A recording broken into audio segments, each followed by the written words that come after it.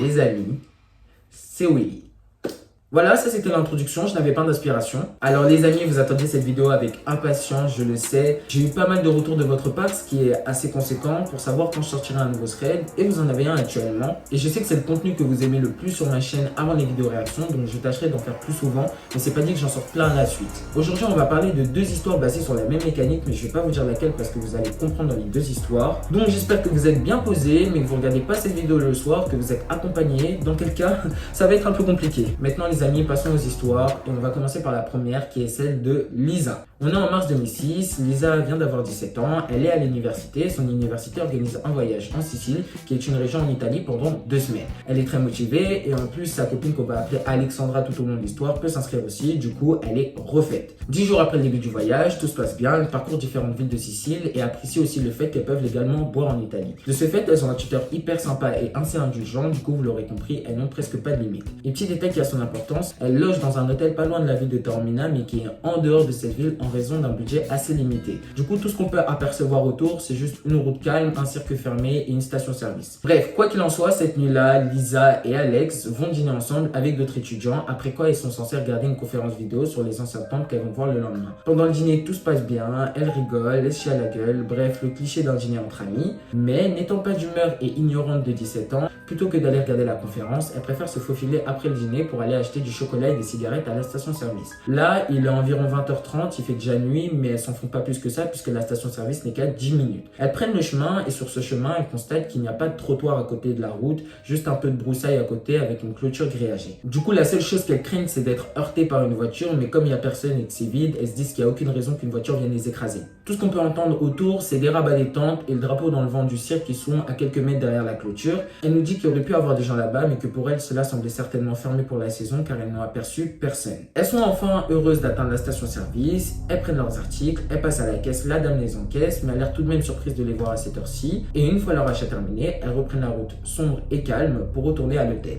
Tout se passe bien pendant quelques minutes avant que Lisa se rende compte de quelque chose. Elle avait complètement oublié que personne n'était au courant qu'elles avaient quitté l'hôtel. Et rappelez-vous, on est en 2006, du coup Lisa et Alex n'ont pas de téléphone portable. Du coup, s'il leur arrive quoi que ce soit, personne ne sait où ils sont. Et en sachant ça, elles décident de marcher beaucoup plus vite. Elles accélèrent pendant quelques minutes et c'est là qu'elles entendent le bourdonnement d'un véhicule s'approcher derrière elles. Là, par curiosité, Lisa jette un coup d'œil derrière elle pour voir de quoi il s'agit et elle voit qu'il s'agit d'une mini fourgonnette rouge aux vitres teintées. Là, la camionnette est encore trop loin pour qu'elle puisse voir le visage du conducteur, mais elle remarque aussi qu'il y a une teinte sur la vitre qui l'empêche de voir quoi que ce soit. Mais à part ça, elle constate rien d'anormal, elle se dit tout simplement que c'est juste un camion et en vrai, bah oui, c'est juste un camion, ça a le droit de circuler, donc elles se disent qu'il n'y a pas de risque forcément. Elles reprennent leur route, elles calculent pas plus que ça et elles se disent tout simplement que c'est un camion qui roule pendant la nuit, ça peut arriver. Mais là, elle commence à se sentir pas bien au moment où elle entend le bourdonnement du véhicule devenir de plus en plus fort à mesure que la camionnette s'approche d'elle. Là, elle nous dit qu'elle ne peut pas l'expliquer mais que son instinct a commencé, qu'il y a une vague de terreur qui l'a envahie. Et là, elle ressent un mauvais feeling. Elles sont toutes les deux mal à l'aise quand elles commencent à accélérer leur jogging et elles se disent mais attends, pourquoi est-ce qu'on court parce qu'on a vu un camion? On n'a pas de raison d'avoir peur d'un camion. En se disant ça, elles se disent tout simplement qu'elles vont attendre que le camion passe devant eux pour pouvoir reprendre la route calmement et sans stresser. Et c'est là qu'elles commencent à paniquer quand elles se rendent compte qu'elles sont suivies. Dans une panique aveugle, son amie et elle commencent à courir. La camionnette continue à rouler jusqu'à qu'elle arrive à côté d'elle et à sa grande horreur, les portes coulissantes de la camionnette s'ouvrent et elles aperçoivent un homme à quelques mètres d'elle. Et dans le feu de l'action, tout ce qu'elle peut voir, c'est deux bras qui sortent de la camionnette essayant de lui saisir le bras. Étant stressée et paniquée, elle n'a pas le temps de voir le visage de celui qui essaie de la saisir et elle perd pas de vue son objectif avec son ami qui est de courir et de fuir à cette camionnette. Et c'est là qu'elles entendent l'homme leur crier dessus en italien, ce qui effraie nos deux petites jeunes de 17 ans. Mais Lisa et Alex s'en foutent, elles peuvent voir l'hôtel au loin et la camionnette se rouler de façon erratique et le type se précipitant hors de la camionnette essayant de les attraper. Par chance, elles arrivent dans le domaine de l'hôtel, le camion a ralenti, mais elles voient que l'homme continue à les poursuivre, jusqu'à qu'elles atteignent enfin l'entrée principale de l'hôtel, puis c'est là qu'elles filent le long de la route dans la nuit noire, soulagées d'avoir échappé à la camionnette et à leur ravisseur. Là, elles sont toutes les deux à bout de souffle et pleurent, mais elles essaient de reprendre leurs esprits avant de monter dans la chambre d'hôtel, là où elles vont verrouiller les portes et les fenêtres. Là, Lisa, elle est clairement sous choc et elle nous dit qu'elle ne voulait pas penser à ce qui aurait pu se passer si l'homme avait réussi à les faire monter dans la camionnette. D'autant que personne n'était au courant qu'elles avaient quitté l'hôtel. Voilà, c'est la fin de l'histoire. J'espère que vous ferez plus attention la prochaine fois. Dans tous les cas, ne foncez pas à un endroit que vous ne connaissez pas la nuit dans le noir. C'est très risqué. Et surtout, ayez toujours un téléphone portable sur vous et prévenez toujours avant de vous balader quelque part tout seul. Voilà, les gens malveillants, tout ça, on connaît, ça va vite.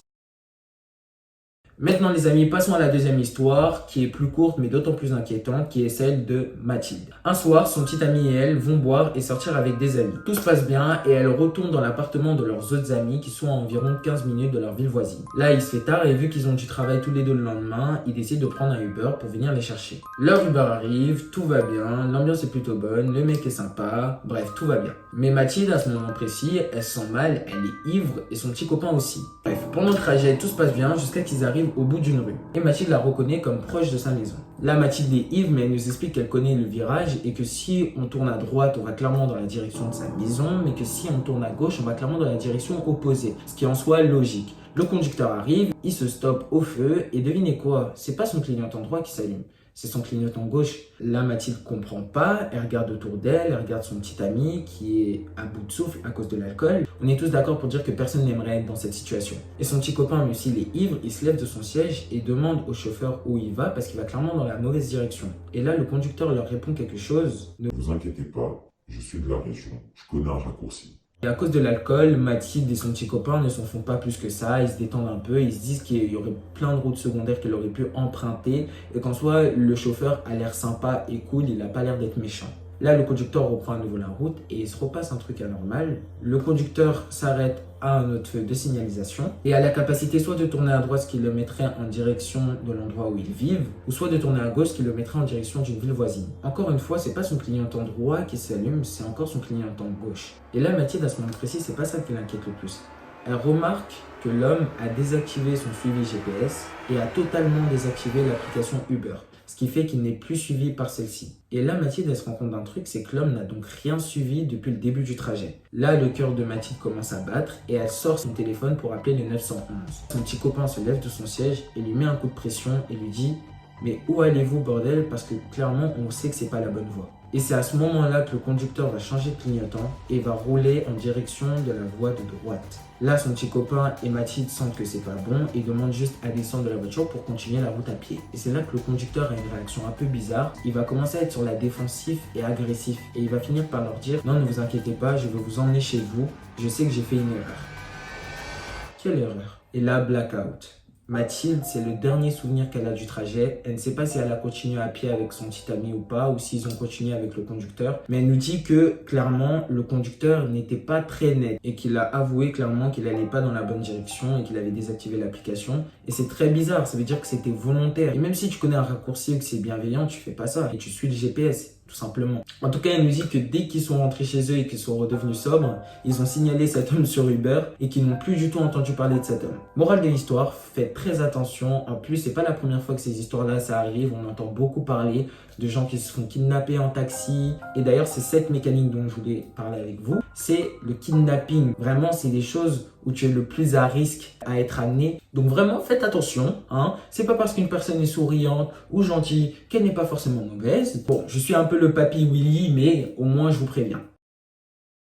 En tout cas les amis, j'espère que vous avez kiffé ces deux histoires. N'hésitez pas à commenter, n'hésitez pas à liker et à partager cette vidéo, ça ferait hyper plaisir. D'ailleurs, on est aux 800 abonnés, je tiens à vous remercier, ça fait grave plaisir. Je vous fais de gros bisous, prenez soin de vous et je vous dis à bientôt les amis.